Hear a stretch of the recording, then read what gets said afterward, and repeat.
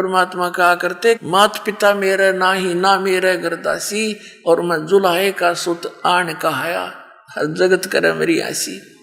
मैं तो अजर अमर अविनाशी, मैं तो पूर्ण परमात्मा हूँ।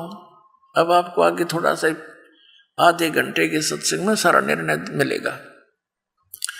अब परमात्मा 5 वर्ष के हो गए और इस आध्यात्मिक मार्ग को पूर्ण रूप से सुचारू वो परमात्मा ही करके जाते, नहीं तो काल ने तो आग लगवा रखी होती है, परमात्मा का सिर पैर नहीं छोड़ रखा होता। तो उन्होंने बताया कि गुरु बिन माला फेरते, गुरु बिन देते दान, गुरु बिन दोनों निष्फल हैं, चाहे पूछो वेद पुराण। राम कृष्ण से कौन बड़ो, उन्हों भी गुरु कीन, 3 लोक के वेधनी, गुरु आगे आदीन। कहते तुम राम कृष्ण से तो किसी को बड़ा नहीं मानते, उन्होंने भी गुरु किया। कहते सब जग राम रटत है, और जान मुक्ति को धाम, और श्री राम ने वशिष्ठ जी गुरु बनाए, उनको दिया ओम नाम। कबीर साहब कहा करते, तुम श्री रामचंद्र जी पुत्र श्री दशरथ, इसको तुम मोक्ष का मालिक देने वाला दाता मान के तुम श्री राम की पूजा करते हो, और इस श्री राम ने वशिष्ठ ऋषि जी को गुरु बनाया था, और उस वशिष्ठ ऋषि जी ने उसको ओम मंत्र जाप करने को दिया था। बता तुम रामचंद्र तो मोक्ष था, और रामचंद्र जी का मोक्ष हुआ गुरु बनाकर, जिसा भी होना था स्वर्ग जैसे में जाना था वो भी उस तरीके से गया।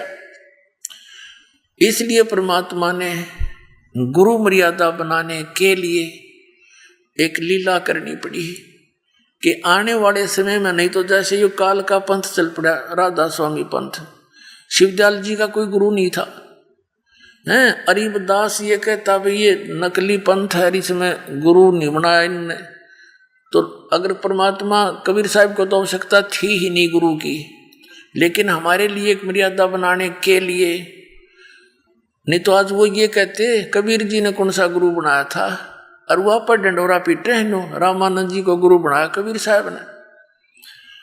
तो ये लीला करनी पड़ी दाता ने कि कहीं आने वाले समय में कच्चा काम ना रह जाए। समर्थ उसी को कहते हैं, सर्वज्ञ उसी को कहते हैं, जो भविष्य में भी आने वाली त्रुटियों से हमें बचा गया। अब क्या किया मालिक ने, के लीला करी। जो 5 वर्ष के हो गए, एक गंगा नदी के ऊपर घाट बना हुआ था स्नान करने के लिए, और वहां पर ये महर्षि एक स्वामी रामानंद जी थे।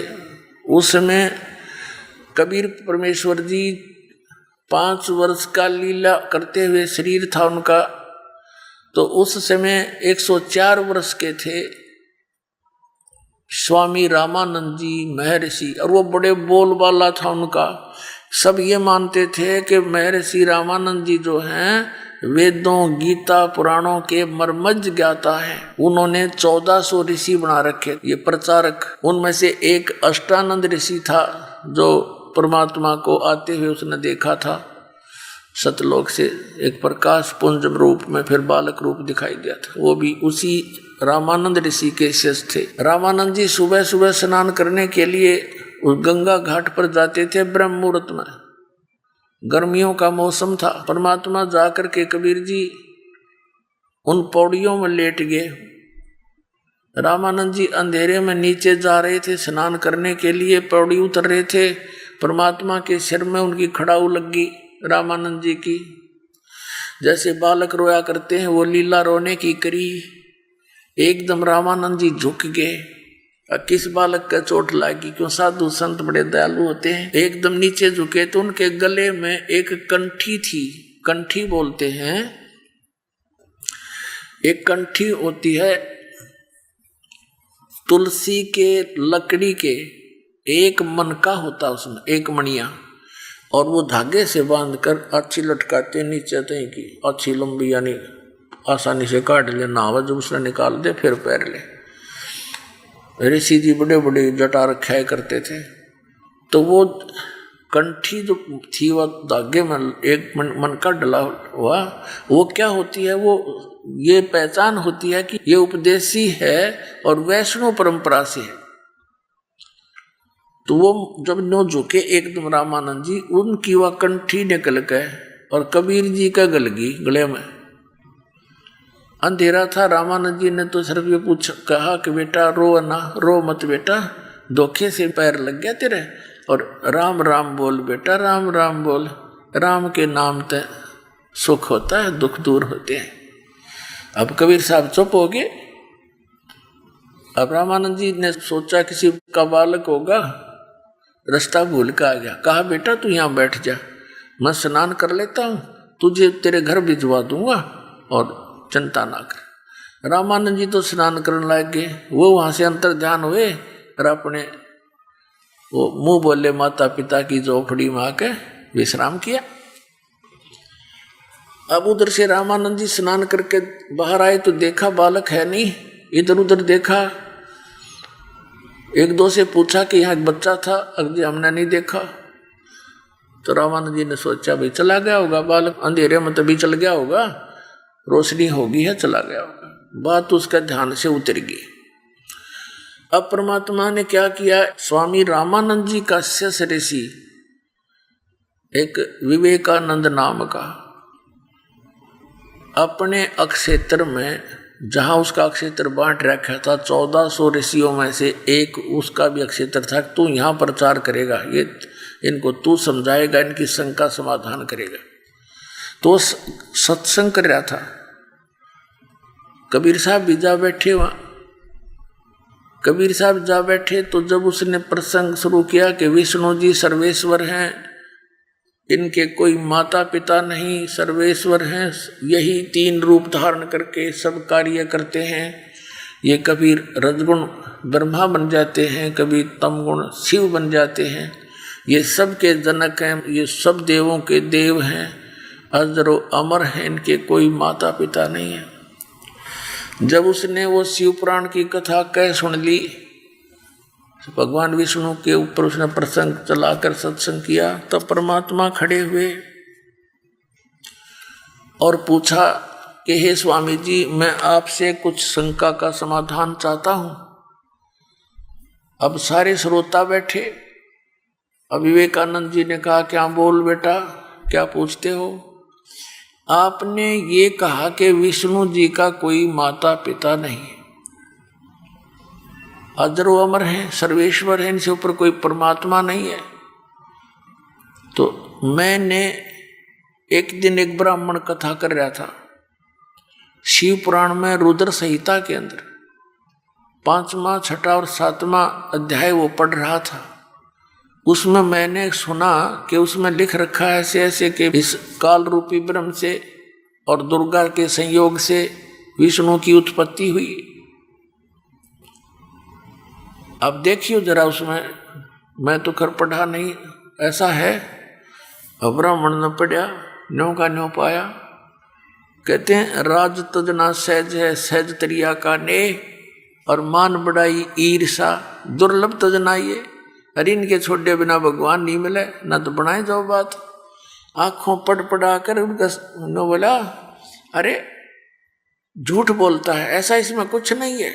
उसको पता था सारे अशिक्षित बैठे हैं। और कहने लगे, उस विषय को बदल दिया।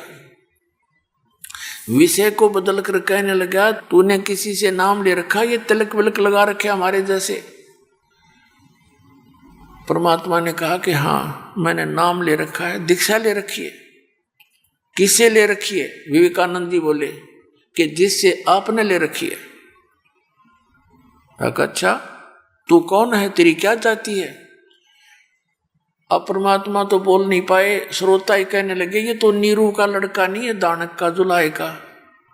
नीरू जुलाहे का पुत्र है ये, इसकी तो आदत है जहां भी जाता है ये छेड़छाड़ करे बिना नहीं टिकता। और विवेकानंद कहता कि अच्छा ये जुलाहे का लड़का, और क्या कहता है तू मेरे गुरुजी से उपदेश ले रखा है? हाँ जी, आप जिस गुरुजी से आपने उपदेश ले रखा है उसी से मैंने ले रखा है। देखो रे श्रोताओं, देखो भाइयों, कितना झूठा और कपटी है ये, है ना पाखंडी, कैसी झूठ बोल रहा है, ऐसे ही पुराणों के बारे में झूठ बोल रहा है ये। मेरे गुरुजी पता तूने कौन है? वो कहता विवेकानंद परमात्मा से परमात्मा कहते हैं मुझे मालूम है आपके गुरुदेव और मेरे गुरुदेव स्वामी पंडित रामानंद जी महर्षि। विवेकानंद कहता क्या तूने उनसे उपदेश ले रखा? कहा देख तेरे जैसा चलक सारा सौदा मेरे पास। विवेकानंद ने कहा देखो भाइयों कितना झूठा है, अब मैं गुरु जी के पास जाऊंगा, इसकी सारी हिस्ट्री पूछूंगा और कल तुम भी आना वहां पर, सुबह देखना इसकी कैसी पिटाई गुरु जी करेंगे। अब उस विवेकानंद का आदेश उसके सारे श्रोता पहुंच गए सुबह सुबह रामानंद जी की कुटिया पे। रामानंद जी के पास सामने जाकर उस विवेकानंद ऋषि ने कहा महाराज जी हमारी तो नाक काट दी एक जुलाहे के बालक ने। ये परमात्मा वो तो यूं है कि मैंने स्वामी जी से नाम ले रखा है, ये दाता हम कैसे बाहर निकलेंगे, कैसे शकल दिखाओगे जनता में। एक दानक का शूद्र का लड़का आपको गुरु बताता फिरता, उसने बेइज्जती कर दी। अब रामानंद जी ने यह बात सुनी नो कुदर गुस्से में हो गया कि उसको कल लाओ मेरे सामने पकड़ के, मैं तो इन शूद्रों को निकट भी नहीं आने देता। क्यों उनके नंबर कट जा, जैनो बेरा पट जा। किसी ब्राह्मण ने शूद्र को उपदेश दे दिया तो उसके चेले भाग जाते, इस डर से उसने खूब आंखें लाल कर ली। अब सुबह सुबह वो विवेकानंद 8-9 और लेकर मस्टंडे और पहुंचा दानकों की दुल्हाओं की कॉलोनी में, उस बगड़ में। तो वहां वो घर पूछ रहे थे नीरू का। एक बहन आवे थी, एक भक्त व्यक्ति था, उन्हें देख लिया क्या क्या बात है, ये तो इनकी नीयत तो ठीक ना लगती, झगड़ा करने का उद्देश्य है, लठ ले रही है, डंडा ले रहे और पूछ रहे नीरू का घर। तो वो पूछ रहे थे, वो सुनते हुए निकट के जल्दी सी आगे और नीमा से आकर बताया कि नीमा और तुम्हारा किसी से झगड़ा हो गया क्या? कई ब्राह्मण आ रहे डंडा लेकर तुम्हारा घर पूछ रहे। इधर से एक व्यक्ति हुई आके उसने यही कहा कि पता नहीं क्या बात है, तुम्हारा कोई झगड़ा हो गया किसी से। और निम्मा समझ गई कि कबीर किसी ने छेड़छाड़ का है बामणा ने, और ये पहला छेड़ा छेड़ी करें जाया करते, किसी को जाकर छेड़ दे कह देते सच्ची, और सच्ची का फिर दुख होया करे। तो कई उलाने आया करते दिन दिन में निम्मा के, वह भी तंग हो रही थी। अब उसको पता था कि वो कल फिर किसी न किसी के साथ इसने छेड़छाड़ की होगी, राज तो ये मारने कूटने पा के डंडे ले रहे थे। तो उसने क्या किया, अपने बच्चे को, बच्चा ही मानती थी वो, तो कहा झोपड़ी में सोए थे, वो तो वक्त जा लिया उठा के और कहा बेटा तू झोपड़ी के पीछे बैठ जा और लेट जा तू यहाँ पर। उसके ऊपर कपड़े डाल दिए पुराने पुराने से बेका से, और बोलिए ना जब तक मैं ना कहूँ। अच्छा माता जी। अब वो इतने में पहुंच गए वह विवेकानंद और उसके समर्थक सपोर्टर, और वो जाते कहने लगे वो कहाँ है तेरा पुत्र नीमा, कहाँ तेरा बेटा? वो कहने लगी जी क्या बात होगी, अग बात का तो वहां पता चलेगा गुरुजी के पास। वो कहती है जी मैं धमका दूंगी मेरे बेटे ने, आज के बाद कुछ नहीं कहेगा तुम्हारे को। नहीं नहीं अब तो वहीं फैसला होगा। अब वो माई तो एक तरफ धक्का दे दिया और बढ़ गए झोपड़ी में, पटक ठाठा के नो लठा डंडा गेला हाथ लाऊं तो वो फिर दानक बन जा। पंडित जी थे, लठा गेला डंडा गेला नो रजाई उठा उठा देखे, पलंग चारपाई सी थी वह उछल दी। नीमा ने पूछा जी कोई कारण तो बता दो, क्या गलती कर दी मेरे बेटे ने? अब परमात्मा ने सोचा ये माई ने घना दुखी करेंगे, निकल कर उस गुदड़ गाभे में तो बाहर कपड़े थे खड़े हो गए और कहने लगे रे विवेकानंद आजा झोपड़ी के पीछे खड़ा हूं मैं। अब माई ने ना सोची देख निकम्मा यू क्या करे। अब वो तो भाग कर गई, आवाज सुनते ही पकड़ लिया। अब वो जब लेकर चलने लगे परमात्मा को, निम्मा लपट गई अपने बच्चे के नो पकड़ के छाती से। उन निकम्मा ने उसका इतने डंडे मार दिए, बेहोश कर दी। फिर पता लगा नीरू भाग्य आया, क्या क्या आवाज होगी, क्या बात, क्या शोर मच रहा है। वह बेहोश पड़ी, बच्चे को लेकर जा रहे हैं। भाग कर उसने भी छुटवाने की चेष्टा की, उसके भी कई लठ मार दिए, वो भी अचेत हो गया और उसको ले गए। पुण्यात्माओं देवी पुराण में लिखा है 414 पृष्ठ पे कि कलयुग के ब्राह्मण, जो सतयुग त्रेता द्वापर में राक्षस कहे जाते थे, वो कलयुग के ब्राह्मण है। एक बार देखा है दुख दे ब्राह्मण पे जग जा। ये देखिए देवी पुराण, श्रीमद देवी भागवत पुराण, गीता प्रेस गोरखपुर से प्रकाशित है। और इसके कौन है संपादक? हनुमान प्रसाद पोदार, चिमनलाल गोस्वामी। ये गीता प्रेस गोरखपुर से प्रकाशित है, ये आपके समक्ष है। अब इसके 414 पृष्ठ पर आपको दिखाते हैं। एक तीन पंडिता का पता लगा कि से ब्राह्मण थे। ये संक्षिप देवी भागवत छठा स्कंद और 414 पृष्ठ पे। जन्मेजय ने पूछा, महाभाग किस युग में कैसा धर्म का स्वरूप है? इस संपूर्ण विषय को विशेष रूप से बताने की कृपा कीजिए। व्यास जी बोले, राजन, यह निश्चय कि सतयुग में ब्राह्मण वेद के पूर्ण विद्वान थे। उनके द्वारा निरंतर भगवती जगदम्बा की आराधना होती थी। भगवती का दर्शन करने के लिए उनका मन सदा ललायित रहता था और प्रत्येक गांव में शक्ति मंदिर का उद्घाटन हो, इस विषय की उनके मन में बड़ी उत्सुकता थी।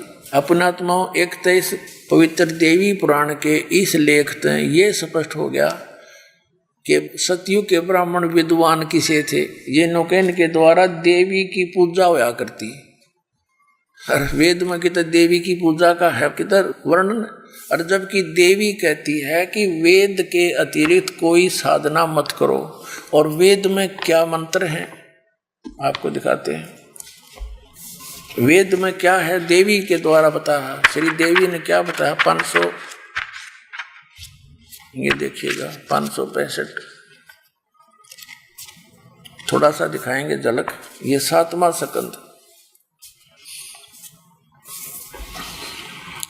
और संक्षिप्त देवी भागवत 562 पृष्ठ पर। हिमालय राजा को ज्ञान देते हुए देवी के द्वारा हिमालय को ज्ञान उपदेश, ब्रह्म स्वरूप का वर्णन। श्री देवी जी कहने लगी, पर्वतराज, उस ब्रह्म का क्या स्वरूप है यह बतलाया जाता है। ये सारा कुछ वर्णन करके थोड़ा सा बताऊंगा इसमें। उसके विषय में क्या कहती है कि उस एकमात्र परमात्मा को ही जानो, दूसरी सब बातों को छोड़ दो। केवल एक परमात्मा की भक्ति करो और नहीं करनी। और उस अमृत रूप परमात्मा के पास पहुंचाने का यही पुल है। आगे देखो, इस आत्मा का ओम के जप के साथ ध्यान करो। इससे अज्ञान में अंधकार से सर्वथा परे और संसार समुद्र से उस पार जो ब्रह्म है उसको पा जाओगे, तुम्हारा कल्याण हो। और वो कहाँ रहता है? ओम नाम का जाप कर ब्रह्म को टारगेट बना। ब्रह्म का जाप ओम है और वह है, यह है सबका आत्मा ब्रह्म, ब्रह्मलोक रूप दिव्य आकाश में रहता है। अब देवी क्या कह रही है? श्री देवी कह रही है कि और सब बात छोड़ दो, मेरी पूजा भी छोड़ दो, उस एकमात्र परमात्मा को ही जानो। किसका? उसका ओम नाम है और ब्रह्म का उद्देश्य मानकर उसका जाप करो और वो ब्रह्म। फिर देखो, ये इस आत्मा का ओम के जप के साथ ध्यान करो। इससे अज्ञान में अंधकार से सर्वथा परे समुद्र पार से जो ब्रह्म है उसको पा जाओगे। नहीं, ओम नाम ब्रह्म का है और वो ब्रह्म कहाँ रहता है?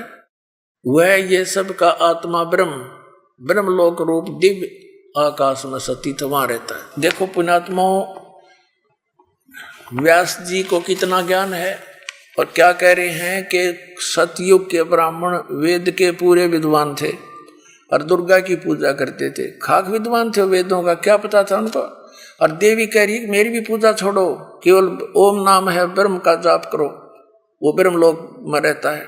और फिर देवी ने यह भी स्पष्ट किया है, ये देखिए 571 पृष्ठ पर दिखाते हैं कि वेद के अतिरिक्त किसी भी कोई साधना नहीं करनी चाहिए। ये 7वां स्कंद है, उसी में आगे चलकर देवी ने क्या बताया है, ये 570 का तरफ है। ये श्री देवी जी कहती है, राजन, ये आगे बता रही है, यहां बताया है 571 पृष्ठ पे। कहा कि वेद में कहे गए धर्म का परित्याग करके जो अन्य धर्म का अवलंब लेते हैं, राजा को चाहिए कि उन अधर्मी व्यक्तियों को अपने राज्य से निकाल दे। ब्राह्मण लोग उन अधर्मियों से न बात करें और न उन्हें अपनी पंक्ति में बैठावें। इस जगत में तरह तरह के अन्य जितने शास्त्र हैं वे सभी श्रुति और स्मृति के विरुद्ध होने के कारण तामसी कहे हैं। उन शास्त्रों के नाम है वाम, कपाल, कौलक और भैरवा गम। तो शिव ने मोह में डालने के लिए इन नकली शास्त्रों का प्रतिपादन किया। समझो, कहने का भाव ये है। अब क्या कहा कि उनमें कहीं कहीं वेद अविरुद्ध अंश भी हैं। वेदज्ञ पुरुष उस अंश को ग्रहण कर लें तो कोई दोष नहीं। वेद से भिन्न अर्थ को स्वीकार करने के लिए द्विज सर्वथा अनधिकारी है। अतएव वैदिक पुरुष सम्यक प्रकार से प्रयत्न करके वेदों का ही आश्रय लें, यही शाश्वत धर्म है। अब बताओ, ये सतयुग के ब्राह्मणों ने ये नहीं पता कि वेदों में दुर्गा की पूजा को नहीं लिखी। और नो कहे व्यास जी के राजन सतयुग के ब्राह्मण वेद के पूर्ण विद्वान थे, दुर्गा की पूजा करते थे। वारे महर्षियों, और दुर्गा कहती है कि मेरी पूजा छोड़ दे, सब बातों को छोड़ दे, ओम नाम है उस ब्रह्म का जाप करो, और वो ब्रह्मलोक में रहता है। ये खाक विद्वान थे ऋषि महर्षि। अब देखो पुराणों में क्या लिखा है, आगे देखो। अब 414 पे संक्षिप्त देवी भागवत और छठा स्कंद हमने ये पढ़ लिया। जन्मेजय ने पूछा, महाभाग किस युग में कैसा धर्म का स्वरूप है? इस संपूर्ण विषय को विशेष रूप से बताने की कृपा करिए। व्यास जी बोले, राजन, यह निश्चय कि सतयुग में ब्राह्मण हर वेद के पूर्ण विद्वान थे और उनके द्वारा निरंतर भगवती जगदम्बा यानी दुर्गा की आराधना होती थी। भगवती का दर्शन करने के लिए उनका मन सदा ललायित रहता था। प्रत्येक गांव में शक्ति यानी दुर्गा का मंदिर उद्घाटन हो, इस विषय की उनके मन में बड़ी उत्सुकता थी। अपने आत्माओं ये मंदिरा का लठी ननगढ़वा रखे पंडिता ने, और सतयुग तक करते आ रहे। वेद में लिखा है केवल एक ओम मंत्र है। पवित्र श्री मद्भगवत गीता जो है चारों वेदों का सारांश है। उसमें कहीं भी दुर्गा की पूजा का है कितने नामो निशान, और दुर्गा कहती है उसकी पूजा करो। अब आगे वो व्यास जी क्या कहते हैं, इसी 414 पृष्ठ में देखो, जो हमारा प्रसंग है उसको लेते हैं। ये वही यहाँ क्या बताया है कि धर्म की यही सती थी, त्रेता में रही परंतु कुछ ह्रास हो गया था। सतयुग की जो सतिथि थी वह द्वापर में विशेष रूप से कम हो गई थी। राजन, उन प्राचीन युगों में जो राक्षस समझे जाते थे वे कली में ब्राह्मण माने जाते हैं, क्योंकि अब के ब्राह्मण प्राय पाखंड करने में तत्पर रहते हैं। दूसरों को ठगना, झूठ बोलना और वैदिक धर्म कर्म से अलग रहना कलयुगी ब्राह्मणों का स्वाभाविक गुण बन गया है। अपने आत्माओं, ये कंसेप्ट कलयुग करना जरूरी था। दास ने कह दिया कि ये कलयुग के ब्राह्मण सतयुग में जो राक्षस होते थे उन कैसे हो गए, और उन्होंने ये कर्म इब करके दिखाया। क्या किया?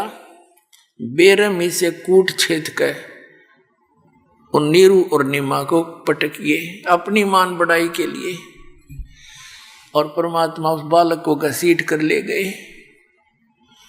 वहां उनके गुरु रामानंद जी बैठे थे कुटिया में, आगे पर्दा लगा लिया। श्रोता वो दर्शक गणे आगे ब्राह्मण के भी ये पता करेंगे झूठा कौन है, और विवेकानंद जानबूझ कर बुला कर ले गया, तेरी फिर इज्जत रह जाएगी हमारे गुरु जी की। वो उस विषय को भूल जाएंगे ये लोग। अब झोंपड़ी में रामानंद जी अंदर बैठे हैं, कबीर परमेश्वर 5 वर्ष के बालक बाहर खड़े हैं। बीच में पर्दा डाल दिया गेट के ऊपर, ये दिखाने के लिए मैं तो शूद्रों का सुबह सुबह दर्शन भी नहीं करता। तो रामानंद जी ने पूछा कि रे बालक, तेरी जात क्या है और तू किस भगवान की भक्ति करता, तेरा पंथ क्या है? अब देखो वो परमात्मा हमारे लिए कितने दुखी हो रहे हैं। 1-2 कौड़ी का जीव रामानंद, उसके आगे ऐसे खड़े परमात्मा हाथ जोड़ के, जैसे एक सुयोग्य शिष्य को अपने गुरु जी के सामने व्यवहार करना चाहिए, ऐसे खड़े हैं परमात्मा। अब क्या वार्ता होती है? आदरणीय गरीबदास साहिब जी ने अपनी वाणी में कितनी अच्छी चित्रित की है। आडा पर्दा लाए करे रामानंद बूजंत, दास गरीब कुलंग छवि अदर धार को दंत। झोपड़ी के अंदर पांव पटके गुस्से में जैसे मृग कूदा करे नो। और नो क्या प्रश्न किया, कौन जात कुल पंथ है, कौन तुम्हारा नाम, दास गरीब आधीन गति ही बोलत है बलि जाऊं मैं। अब गरीबदास जी कहते हैं कि बलिहारी जाऊं मैं उस भगवान पे। रामानंद जी के सामने कति कितना अधीन होकर बोलते हैं और सच्चाई कहते हैं साथ साथ। क्या बोले परमात्मा? रामानंद जी ने पूछा कि कौन तुम्हारी जात है और कौन तुम्हारा पंथ और के तुम्हारा नाम है। परमात्मा ने क्या बताया, जात हमारी जगत गुरु और परमेश्वर है पंथ, दास गरीब लिखत पढ़े मेरा नाम निरंजन कंत। ओए है, मेरी जात पूछते हो तो मैं जगत गुरु हूं, और मेरा पंथ पूछते हो मैं परमेश्वर का पंथ है मेरा एक ईश, जिसको सरपुरुष कहा है। गीता जी अध्याय नंबर 15 के श्लोक 16 और 17 में 3 पुरुष हैं, सरपुरुष, अक्षर पुरुष, परम अक्षर पुरुष। इसको ईश, ईश्वर और परम अक्षर पुरुष को परमेश्वर कहते हैं। तो क्या बताते हैं, जाते हमारी जगत गुरु और परमेश्वर है पंथ, दास गरीब लिखत पर मेरा नाम निरंजन कंत। क्योंकि मैं पूर्ण परमात्मा हूं और मैं उस परमेश्वर का पंथ लिए हुए हूं। इस बात से रामानंद जी घना दुखी हो गया कि देख छोटा सा बालक कैसी बकवाद कर रहा है। रे बालक सुन दुर्बुद्धि तेरा घटमट तन आकारे, दास गरीब दर्द लगा जब हो बोले सृजनहारे। पर गरीबदास साहिब जी के बता रहे हैं कि जब रामानंद जी को परमात्मा ने अपने आप को परमात्मा कह दिया, इस बात का दुख माना रामानंद ने और गाली देने लग गया। रे बालक सुन दुर्बुद्धि, तेरे तो घटमट तन आकार, तू तो सामने खड़ा दिखाई देता है और वो परमात्मा तो निराकार है जिसके बारे में तू कह रहा है, मैं वही भगवान आया हुआ हूं। रे बालक सुन दुर्बुद्धि, तेरा घटमट तन आकार। गरीबदास जी कहते हैं दास गरीब रामानंद जी का दर्द हो गया इस बात का, जब परमात्मा हो बोले सृजनहार के मैं सृजनहार हूं। और किसे उलाने दिए, कैसी अब उधर बातें कही, तुम मोमन के पालवा तेरा जुल्हे के गर्भास, और दास गरीब अज्ञान गति तेरा ऐसा दृढ़ विश्वास। जैसे न्यो कहा कर तो उसके एक मुसलमान के टुकड़ा पर पलने वाला तू है और अपने आप को भगवान कह रहा है। मान बढ़ाई छोड़ कर बोलो बालक बहन, दास गरीब अधमुखी एता तुम गठफेन। तर्क तलु से बोलते वो रामानंद सुरज्ञान, दास गरीब कुजात है यू आखिर नीच निदान। कितनी अभद्र बातें कही भगवान को उस रामानंद ने कि ये तो कुजात है। कुजात, कुजात माने इसके माँ का बेरा ना बाप का, और किस जाति का कित पड़ा पाया यूं, इस भाव से बोल रहा है कि तर्क तलु से बोलते वो रामानंद सुरज्ञान, दास गरीब कुजात है यू आखिर नीच निदान। लोग कहने गए तो नीच है न शूद्र है ना, और इसकी जात का नहीं बेरा कुजात, और अपने आप को भगवान कह कुछ भी बकवाद कर सकता है ऐसा व्यक्ति। अब परमात्मा के बोले मैं के बदन खुलास करे सुन स्वामी परवीन, दास गरीब अजात हूं ते जो कहा बलि जाऊं मैं के बदन खुलास करे सुन स्वामी परवीन, दास गरीब मनी मरे है मैं आजिज आदीन। अब क्या बताने लगे परमात्मा अपनी सतीथि, मैं अवगत गत से परे और तेरे 4 वेद से दूर, दास गरीब 10 दशा में सकल संध भरपूर। मेरी महिमा तो है इन वेदों में, लेकिन इनसे दूर यानी इनमें वर्णित विधि से मेरी प्राप्ति नहीं हो सकती।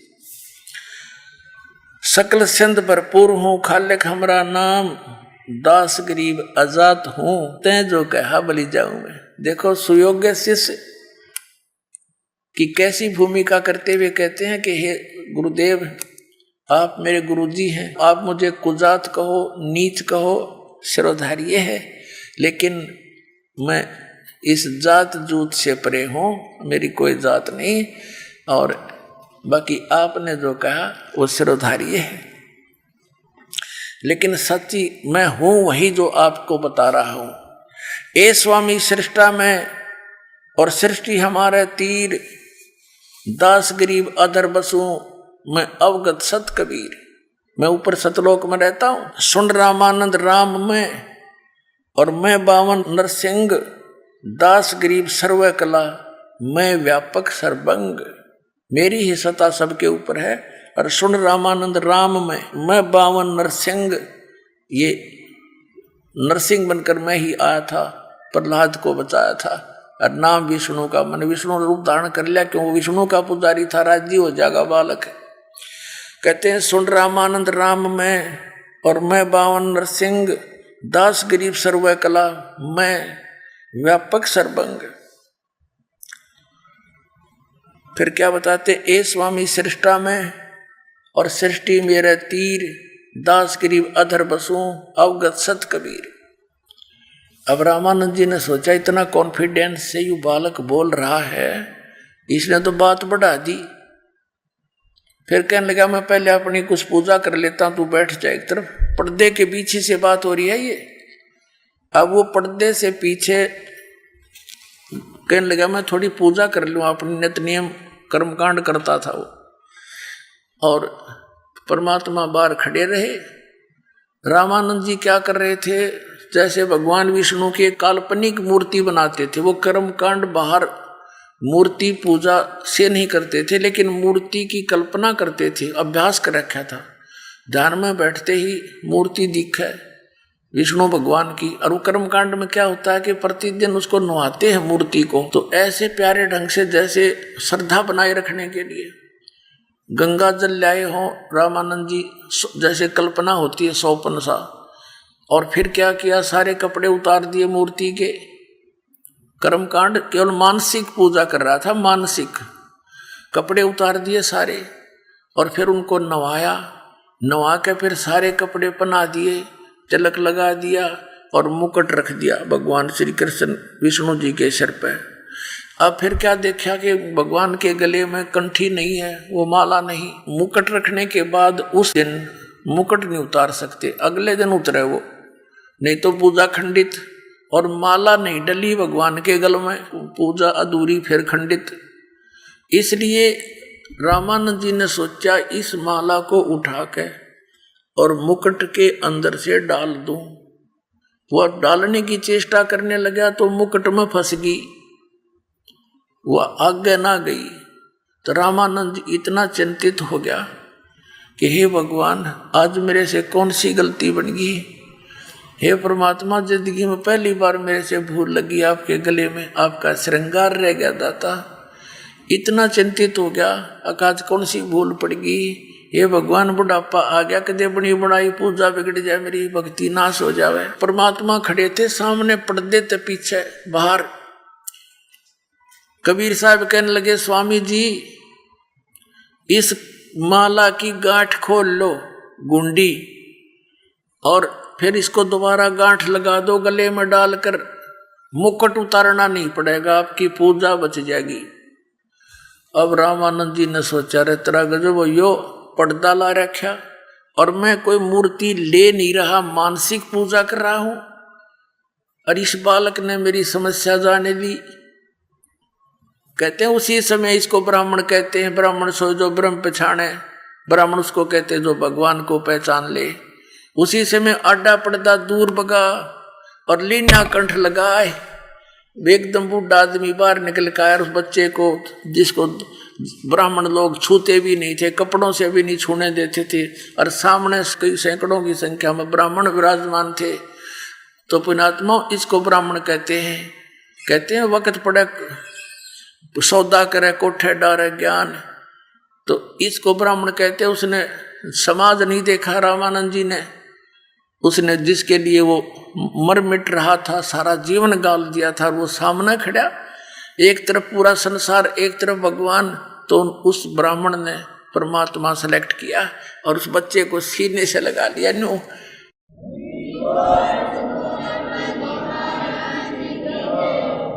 हे भगवान, आप तो परमात्मा हो, आपने मेरे मन की बात बता दी, आप समर्थ हो, बीच में पर्दा कोई मूर्ति भी नहीं। इसको ब्राह्मण कहते हैं, पर भगवान ने पहचान ली। फिर क्या बताते हैं, मन की पूजा तुम लखी, मुकुट माल परवेश, गरीब दास गति कौन लखे, तेरा कौन वर्ण के वेख। अब रामानंद जी क्या कहते हैं कि मेरे मन की बात आपने पकड़ ली, आप परमात्मा हो, आप भगवान हो। हे परमात्मा, आपने कैसे पहचाने हमारे जैसे जीव, आप किस वेशभूषा में खड़े, एक छोटा सा बालक धोती बांधे खड़ा, और किस वर्ण में, एक शूद्र जात में प्रगट हो रहे। ये परमात्मा, तुझे कैसे पहचाने हम जीव। तो ये क्या बताता है रामानंद जी, मन की पूजा तुम लखी, मेरे मन की बात बता दी, आप परमात्मा हो, लेकिन आपको कैसे पहचान सकते हमारे जैसे जीव। आप किस वेशभूषा में और किस वर्ण यानी शूद्र जाति में, वर्ण में आपने कौन माने भगवान। तो परमात्मा कहते, जो देखेगा मेरे धाम को सो जानते मुझ, गरीबदास तो से कहूँ सुन गायत्री गुज। अब परमात्मा ने तो उन्होंने सामने खड़े, उनकी फटक भी निकालनी थी ना। रामानंद जी का फिर मन बदल दिया, कहने लगा, बच्चा एक बात बता, आपने झूठ क्यों बोली। परमात्मा बोले, मैंने क्या झूठ बोल दी स्वामी जी, कि आपने इनको बताया कि मेरे से आपने दीक्षा ले रखी है, ये झूठ बोला आपने। परमात्मा बोले, नहीं स्वामी जी, याद करो, एक दिन आप स्नान करने गए थे, मैं पैड़ियों में लेट रहा था, आपकी खड़ाऊ मेरे लग गई थी सिर में और मैं रोऊं था। आपने मेरे सिर पर हाथ रख के कहा था, बेटा राम राम बोलो, राम राम बोलो, और मैं आपका चेला, आप मेरे गुरुजी हो गए। तब वो कहने लगे, बच्चा वो तो एक छोटा सा लड़का था, 2-2.5 वर्ष के बालक का रूप बना के प्रकट हुए थे परमात्मा। 2-2.5 साल के बालक का रूप बना के पैड़ियां में लौट गए, और ओरिजिनल वैसे उनका रूप था 5 वर्ष का। तो 2.5 वर्ष के बच्चे का और 5 वर्ष के बच्चे के शरीर का डबल डिफरेंस हो जाता है। और वहां खड़े वो 5 वर्ष के रूप में उस झूपड़ी के सामने। तो परमात्मा ने कहा, देखो स्वामी जी, एक सेवक की चारपाई थी बाहर, झोपड़ी के बाहर, उस पे 2.5 वर्ष के बालक का रूप बना के विराजमान हो गए परमात्मा। और कहने लगे, देखो ऐसा था मैं। अब रामानंद जी ने 6 बार तो उस बालक 2.5 साल के बालक का रूप की तरफ देखा, और 6 बार देखा वो 5 साल के बालक की ओर, आंखें मसल मसल के देखे कि कदे मेरे आंखों में धोखा लग रहा हो। फिर परमात्मा ने सोची, इस बुढ़े का जच्ची नहीं यह बात है। तो 2.5 साल का बच्चा उठा, 5 वर्ष के शरीर में समा गया, अकेले परमात्मा खड़े रह गए। बोलो सतगुरुदेव।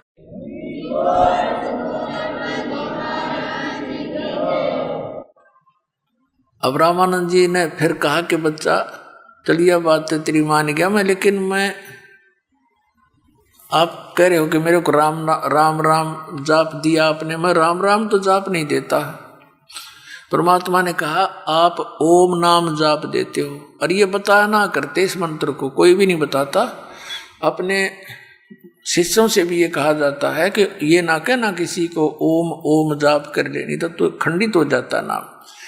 उसको ये कहा जाता राम राम, भाई राम का नाम जप ले। राम का नाम जो मंत्र वेदों में है वो ओम मंत्र है। तो रामानंद जी ने सोचा, भाई ये तो कोई ऋषि ब्राह्मण बता नहीं सकता, शूद्रों को तो नाम देते नहीं, हम इनको तो भनक भी नहीं लगा नाम क्या क्या जाप होता है। फिर पूछा कि एक बात और बता, मैं कंठी भी देता हूँ जिसको नाम देता हूँ, माला कपड़े से नीचे निकाल कर दिखा दी, देखिए डाली थी आपने मेरे गले में। अब रामानंद जी तो सहम गया, भाई वो बालक को नहीं, ये बच्चा नहीं है। और वो आ रहे उसकी चौंध तोड़न, उसका जो है ना अज्ञान हटाने के लिए अपनी प्यारी आत्मा के लिए खड़े थे। क्योंकि सतयुग में यही रामानंद जी की आत्मा, एक विद्याधर नाम का ब्राह्मण था और इसकी पत्नी थी दीपिका। इनका कोई संतान नहीं थी। इनको ऐसे ही एक तालाब के ऊपर कमल के फूल पर मिले थे। उन्होंने इनको बचपन में से कुंवारी गाय से दूध से मालिक की परवरिश हुई, वहाँ कर्म बना के आए थे। अगले जन्म में यही दीपिका और विद्याधर त्रेता के अंदर वेद बीज ब्राह्मण और सूर्या नाम के थे। तब परमात्मा इनको फिर मिले थे। फिर आगे चल के रामानंद जी कलयुग में विवाह नहीं कराया, बचपन से ही 15-16 वर्ष की आयु से ही ऋषि बन गए थे भगत। तो वहाँ का फिर संभाला, कहते हैं दो जन मेरी शरण है ताका हूँ मैं दास, और गेल गेल लग गया फिर जब तक धरती आकाश। तब उसको निकालना था, बन के बैठ गया चौधरी साहब पंडित जी, रकक का पता नहीं, उसने मरो नरक में जाना था। तो उसकी फड़क निकालने के लिए सारी क्रिया की दाता ने, और शिष्य बनकर उसका उद्धार किया। रामानंद जी समझ गया कि बालक नहीं कोई और कहानी पाओ गया था। उन सब ब्राह्मणों से कहा भी तुम जाइयो अब यहाँ से। अब वो चले गए उठ के, दोनों बैठ के वहाँ और 5-4 रह गए जितने सुनना था सत्संग चर्चा उनकी। तब परमात्मा ने पूछा कि हे स्वामी जी आप किसकी पूजा करते हो? रामानंद जी ने कहा मैं विष्णु भगवान की पूजा करता हूँ, और विष्णु भगवान सर्वेश्वर हैं, ये हर महेश्वर हैं, इनका कोई माता पिता नहीं। परमात्मा ने कहा आप देखिएगा देवी पुराण में, आप देखिएगा शिव पुराण के इसी सकंद में। अब वो तो विद्वान पुरुष था, उसको याद था, सारी कंठस्थ याद थी, सारी बात परमात्मा कहते गए, वो मान गया। क्योंकि उसके 16 दिन आगे थे, ये इतनी लीला देख ली भगवान की तो काफी सहमति देने लग गया था। फिर परमात्मा ने कहा मान लीजिए आप विष्णु की पूजा करके कहाँ जाओगे? कि विष्णु लोक में जाऊंगा। वहां कितने दिन रहोगे? स्वर्ग में, विष्णु के लोक में भी एक स्वर्ग है। तो ये तो बुद्धिमान इतना तो ज्ञान रखते थे, विद्वान पुरुष थे, कहने लगे जी जितना समय मेरा पुण्य का होगा तब तक रहूंगा। परमात्मा बोले फिर कहाँ जाओगे उसके बाद? कि फिर तो पता नहीं बच्चा कहाँ ठिकाना होगा। फिर क्या खाक भक्ति कर रहे हो आप या हैं? वहां गए फिर नरक में, वो क्या चाहते उस स्वर्ग ने? मैं आपको बताता हूँ सतलोक जहाँ जाने के बाद फिर कभी लौटकर संसार में नहीं आते। गीता जी अध्याय नंबर 15 के श्लोक नंबर 1 से लेकर 4 और 16-17 में ये स्पष्ट वर्णन है। 18वें अध्याय के 62वें श्लोक में। तो रामानंद जी के तो श्लोक याद थे, सारे ब्राह्मण था, सारी बात याद थी। कहाँ 15वें अध्याय के 4थे श्लोक में लिखा है गीता ज्ञानदाता जिसको तुम, परमात्मा ने पूछा कि गीता जी का ज्ञान किसने दिया स्वामी जी? कि श्री कृष्ण जी ने। हाँ, परमात्मा से बता, इन बालका ने नहीं पता गीता जी का ज्ञान किसने दिया। परमात्मा ने कहा कि श्री कृष्ण जी में प्रवेश करके इस काल भगवान ज्योत निरंजन स्वरूप ने, इसने ब्रह्म ने दिया ये ज्ञान। और इसमें क्या कहता है वो अपने चल मान लीजिए आप श्री कृष्ण को ही मान कर चलो, और श्री कृष्ण जी विष्णु, हाँ जी, तो वो विष्णु जी तो कह रहा है श्री कृष्ण जी मान ले 4थे अध्याय के 5वें और 9वें श्लोक में, अर्जुन तेरे और मेरे बहुत जन्म हो चुके, तू नहीं जानता जानता हूँ। गीता अध्याय नंबर 2 के श्लोक 12 में, अध्याय नंबर 10 के श्लोक नंबर 2 में ये स्वीकार करता है कि मेरे और तेरे बहुत जन्म हो चुके, मेरी उत्पत्ति होती है, मेरी उत्पत्ति कोई देवता लोग नहीं जानते। और आपको इन अविनाशी रामानंद जी का पसीने आ गए। सच्ची है, रोज पढ़ा करते कदम मन में नहीं आई यह बात। फिर परमात्मा ने कहा कि 15वें अध्याय के 4थे श्लोक में कहा कि तत्वदर्शी संत की प्राप्ति के पश्चात परमेश्वर के उस परम पद की खोज करनी चाहिए जहाँ जाने के बाद साधक फिर लौटकर कभी नहीं आते, और जिस परमेश्वर ने सारे ब्रह्मांडों की रचना की है, और कहा कि उसी की पूजा करो। परमेश्वर कबीर जी ने पूछा था रामानंद जी से कि 18वें अध्याय के 62वें श्लोक में ये आपका गीता ज्ञानदाता अपने से अन्य किस परमेश्वर की शरण में जाने को कह रहा है? वह परमात्मा कौन है? रामानंद जी कहते हैं नहीं वो तो अपने ही विषय में कह रहे थे। जब परमात्मा ने डिटेल से बताया कि वो अपने विषय में तो ये कह रहा है मेरे और तेरे तो जन्म मृत्यु होते हैं, और 15वें अध्याय के 4थे श्लोक में कहा है कि ऐसे ऐसे उस परमेश्वर की, उस परम पद की खोज करनी चाहिए जहाँ जाने के बाद साधक फिर कभी लौट कर नहीं आते, जिसने सब ब्रह्मांडों की रचना की और कंसेप्ट क्लियर कर दिया कि उसकी भक्ति करो और सब पूजाएं त्याग दो, उसमें स्पष्ट किया केवल उसकी भक्ति करो। और गीता अध्याय नंबर 15 के श्लोक 16 और 17 में 3 पुरुष हैं स्वामी जी। अब स्वामी जी के वो तो याद थे सारे श्लोक तक, हाँ, सरपुरुष अक्षर पुरुष और उत्तम पुरुष है तू अन्य, वो परम अक्षर ब्रह्म है जो गीता जी अध्याय नंबर 7 के श्लोक नंबर 29 में कहा कि तत्ब्रह्म को जानकर, सब आत्म को जानकर तो प्राणी केवल जरा और मन से छूटने की चेष्टा करता है। अर्जुन ने पूछा 8वें अध्याय के प्रथम मंत्र में गीता जी में कि किम तत्ब्रह्म, तो गीता ज्ञानदाता ने 8वें अध्याय के 3रे श्लोक में बताया कि वो परम अक्षर ब्रह्म है, वो गीता ज्ञानदाता से अन्य है स्वामी जी। और गीता जी अध्याय नंबर 8 के श्लोक नंबर 5 और 7 में गीता ज्ञानदाता अपने विषय में बताता मेरी भक्ति करे और तो मुझे ही प्राप्त होगा, लेकिन युद्ध करना पड़ेगा, शांति नहीं हो सकती। अपने पूजा का मंत्र बताता 8वें अध्याय के 16वें श्लोक में ओम इति एक अक्षरम ब्रह्म विवाहन माम अनुसमण्य प्रियाति तन देह सयाति परमाम गति। मेरा एक ओम अक्षर है मुझ ब्रह्म का, जो ओम का जाप करते हुए शरीर छोड़कर जाता है, ओम से मिलने वाली जो परम गति वो प्राप्त होगी।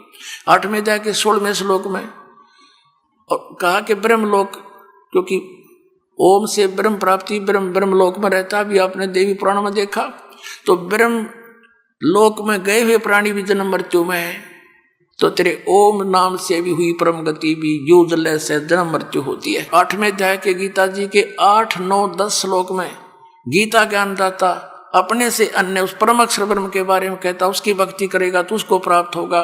उसके मंत्र के लिए 17वें अध्याय के 23वें श्लोक में गीता जी में कहा है कि ओम तत्सति निर्देश ब्रह्म त्रिवेद समर्थ है। उस सचिदानंद घन ब्रह्म परम अक्षर ब्रह्म के पाने का 3 मंत्र का जाप है, वो आपको पता है? अक नहीं बच्चा, मुझे तो ओम ते ऊपर किसी चीज का पता नहीं। तब परमात्मा ने कहा, इसलिए गीता जी अध्याय नंबर 18 के श्लोक नंबर 62 में गीता ज्ञानदाता कहता है उस परमेश्वर की शरण में जा, उसकी कृपा से तो परम शांति और सनातन परम धाम को प्राप्त होगा, जहां जाने के बाद फिर लौट कर नहीं आती। अपने आत्माओं, हमारा ये पिछला रंग जल्दी से उतरदा नहीं। रामानंद जी तो सारी उम्र खोदी थी, 104 साल का बूढ़ा हो गया था, ये डोलेड होते और थोड़ी सी अंदर समाधि लग जाती, उस समय न सोच रहा था मैं ऋषि हो गया मैं। रामानंद जी ने कहा कि बच्चा मैं समाधि लगाता हूँ, मेरी बहुत दूर तक समाधि जाती है। परमात्मा बोले लगा तेरी समाधि। वो तो अभ्यास हो रहा था, 1 सेकंड में लगाई और अंदर चला। कहाँ पहुंच गया? त्रिकुटी पर पहुंच गया। और परमात्मा साथ साथ वो 5 साल के बालक पहुंच गया त्रिकुटी पे। परमात्मा बोले इब आगे की जागा, आगे कहाँ जाओगे? आगे पता नहीं। आइए अब हम उन श्रद्धालुओं के अनुभव जानते हैं जो जगत गुरु तत्वदर्शी संत रामपाल जी महाराज जी से दीक्षा प्राप्त कर चुके हैं तथा उनके द्वारा बताए गए भक्ति मार्ग पर चल रहे हैं। सर नमस्कार। नमस्कार सर। सर क्या नाम है आपका? मेरा नाम रतिराम पमार है जी। सर कहाँ से आए आप? मैं गांव छटेरा, तहसील कसौली, जिला सोलन का रहने वाला हूँ। फिलहाल सोलन में मकान बना करके रह रहा हूँ। सर क्या करते हैं आप? मैं सेना पुलिस से सूबेदार मेजर के पद से रिटायर हूँ और वर्तमान में एक छोटी सी दुकान करता हूँ। सर संत रामपाल जी महाराज से कब जुड़े आप? मैं 2014 मई के महीने में संत रामपाल जी महाराज से जुड़ा था। मेजर साहब आपसे एक और बात जानना चाहेंगे कि संत रामपाल जी महाराज जी से नाम दीक्षा लेने से पहले आप क्या भक्ति साधना करते थे? सेना में रह करके ज़्यादातर हमारे एक तो पहाड़ी इलाके में यहाँ पर माता दुर्गा की पूजा करते हैं। गाहे बगाहे बीच में कभी, वैसे तो एक सैनिक के नाते जहाँ भी कहीं झंडा देखा, जहाँ कहीं मंदिर, चर्च, गुरुद्वारा, चाहे कोई मस्जिद हो, सब में हम मस्तिष्क नवाते थे और यही हमारी पूजा थी, इसी को हम करते थे। संत रामपाल जी महाराज जी की शरण में एक सैनिक का कैसे आना हुआ? ये एक अद्भुत कहानी है सर। मैं दुकान में बैठा था, कुछ 4-1 बजे का टाइम था शाम को। मेरे पिताजी कबीर साहब के बहुत अच्छे अनुयायी हैं, उनके भक्त हैं। वो अचानक, कभी मैं ज़िंदगी में हमको डांट तक नहीं मारा, उस दिन फ़ोन आया और एकदम डांट करके मुझे बोला, क्या यार ये केबल हमारी बंद हो गई और मैं धार्मिक सुनना है। तो कुछ ऐसे लहजे में बोला कि मुझे भी अंदर से मुझे भी गुस्सा आ गया कि मुझे ही क्यों ऐसा बोला है। फिर मन में सोचा कि मैं बड़ा ही बड़ा हूँ, मेरे को बोलेंगे और किसको बोलेंगे। मगर मेरे अंदर से जो मेरे अंदर भी आग भड़क गई। तो मैंने क्या किया कि ठीक है बोल करके, और जो केबल वाला था मैंने सारी कसर उसके ऊपर निकाल दी। इतना गुस्से में बोला और 2 मिनट में उसे ठीक करके फटाफट मेरे पास दौड़ के आया। अंकल जी आप इतना गुस्से कभी हुए नहीं। मैं भी पछताया कि मैंने वाकई इसको गलत बोल दिया। खैर जो हुआ, फिर पिताजी को भी महसूस हुआ, उन्होंने दोबारा मुझे फ़ोन किया कि यार ऐसी बात थी, मैं धार्मिक प्रवचन आते हैं और उसके थोड़ा मतलब मुझे एक किस्म से मस्का लगाने लगे वो। तो मैं समझ गया कि कोई बात नहीं, लेकिन मेरे को गुस्सा उस बात का बड़ा भारी था। तो खैर, मगर एक बात जो उन्होंने बोली वो मेरा रास्ता ही बदली कर दिया जीवन का, कि उन्होंने ये बताया कि देखना यार, शाम को एक सत्संग आता है 7:40 पर, उस टाइम साधना चैनल पर आता था, कि उस पर देखना है कोई कबीर साहब की बड़ी अच्छी भाषा बोलता है, और वो संत बोला बड़ी अच्छी बोलता, उसको देखना आपने। परमात्मा ने रजा करनी थी, इस पापी को रास्ते पर लाना था। वो टाइम मुझे याद रहा, और मैंने जैसे वो 7:40 पर लगाया तो मैंने देखा ये कौन से संत है भाई। हालांकि मैं सेना में रहते हुए सभी के साथ काम किया, तो मुझे हरियाणा की भाषा का भी मालूम था, सबका ज्ञान था। तो मैं बोला ये तो हरियाणा के हैं, लेकिन जिस टाइम वो बता रहे थे तो मेरी एकदम मुझे हिट सा हुआ कि ये ज्ञान तो हमने आज दिन तक कभी हमें बताया ही नहीं किसी ने, और जो हमने भी देखा लेकिन कभी गौर नहीं किया। मतलब उसमें मुझे रुचि पड़ी। सर, जब आपने पहली बार संत रामपाल जी महाराज जी के सत्संग सुने तो पहली बार जरूर आपके मन में कुछ न कुछ तो आया होगा कि कैसे ये उलूल जुलूल बातें कर रहे हैं देवी देवताओं के बारे में। हमने काफी सारे अनुयायियों से जब इसके बारे में पूछा तो काफी सारे लोगों ने ये बताया भी कि पहली बार जब उन्होंने संत रामपाल जी महाराज जी का सत्संग सुना तो वास्तव में ही थोड़ा अजीब लगता है और गुस्सा भी आता है। नहीं, अजीब तो लगा लेकिन गुस्सा नहीं आया। ये परमात्मा की रजा समझिए आप, मुझे कोई गुस्सा नहीं आया। हाँ, इतना ज़रूर हुआ कि मेरा एक रूटीन बना। अब मैं क्या बोलूँ, मुझे बताते हुए शर्म आती है कि 7:40 पर वो चैनल शुरू होना, मैंने पक्का लगाना, डेली देखना दुकान में।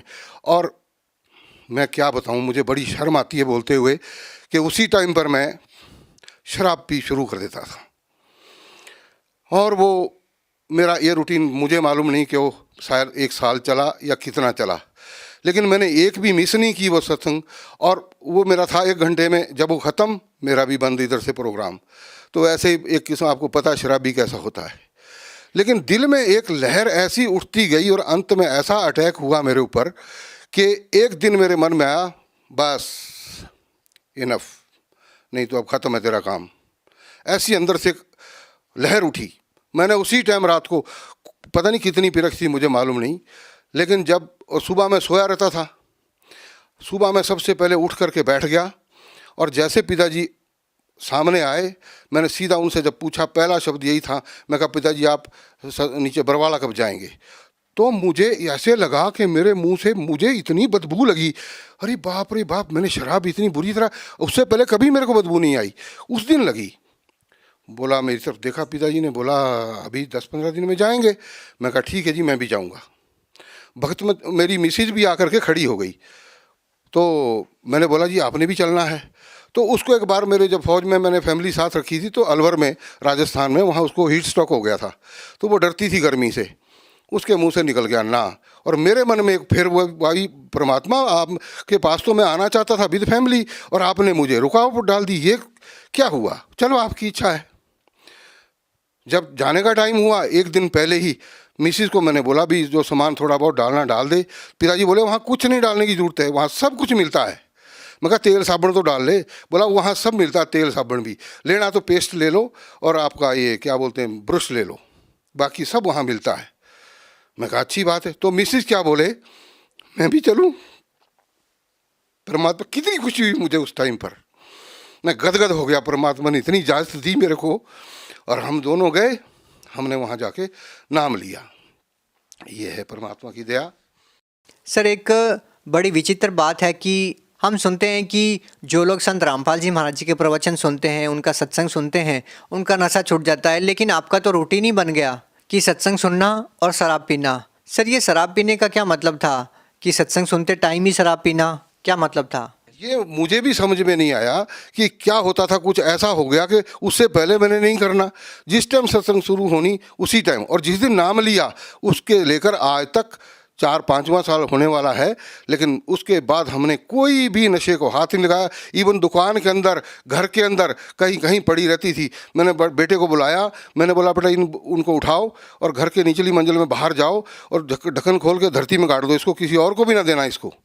मेजर साहब, बहुत सारे लोग ये बोलते हैं जो संत रामपाल जी महाराज जी से जुड़े हुए हैं, वो कहते हैं कि संत रामपाल जी महाराज जी से नाम दीक्षा लेने के बाद उनको बहुत सारे लाभ मिले हैं। लेकिन अपने आप में ये हैरान करने वाली बात है कि एक संत केवल मंत्रों के जाप से अपने अनुयायियों को कैसे लाभ दे सकता है, जबकि आज साइंस का ज़माना है, आप पढ़े लिखे भी हैं, आपने आर्मी में अच्छा खासा वक्त बिताया है। क्या आप इन बातों में विश्वास करते हैं? बिल्कुल विश्वास क्यों नहीं करते जी, 100% विश्वास है। हमारी जो भक्ति है, मैं एक छोटी सी बात मैं बताऊंगा। हमारी भक्ति पहले थी, हम हलो हलो करके बुला रहे थे। अब हम हलो हलो बुलाएंगे तो कोई नहीं सुनेगा मेरी बात को, लेकिन अगर हम उसको नाम से पुकारेंगे वो पक्का हमारी बात को सुनेगा, उस पर गौर भी करेगा, हमारी तरफ आएगा भी, पूछेगा भी, हमारी तकलीफ होगी उसको दूर भी करेगा। वो उन्होंने बताया कि हलो हलो से कोई फ़ायदा नहीं है, इनके सही नाम से आप पुकारिए और हम उसी ढंग से उसका नाम ले रहे हैं उनका, और हमें लाभ हो रहे हैं, इसमें कोई डाउट ही नहीं।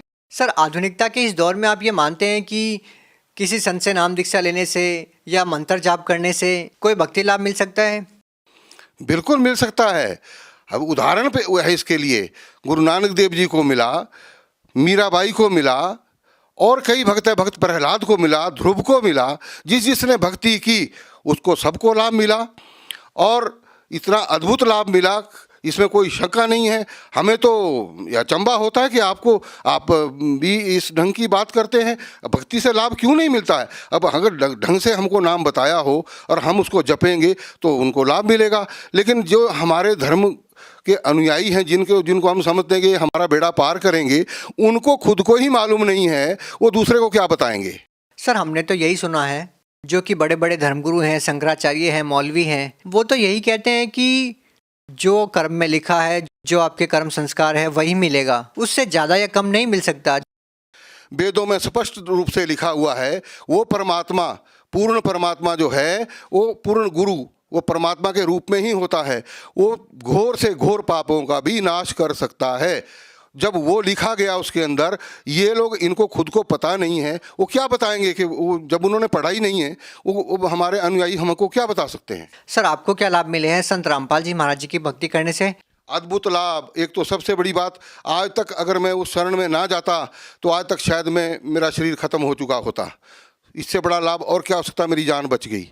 दूसरा लाभ, मेरी मिसिस जो ऊपर की मंजिल से गिर करके नीचे तक पहुंच गई, और डॉक्टर भी हैरान कि उन्होंने देखा बड़े बड़े काले काले धब्बे पूरे ऊपर, पिछले बैक साइड पूरा।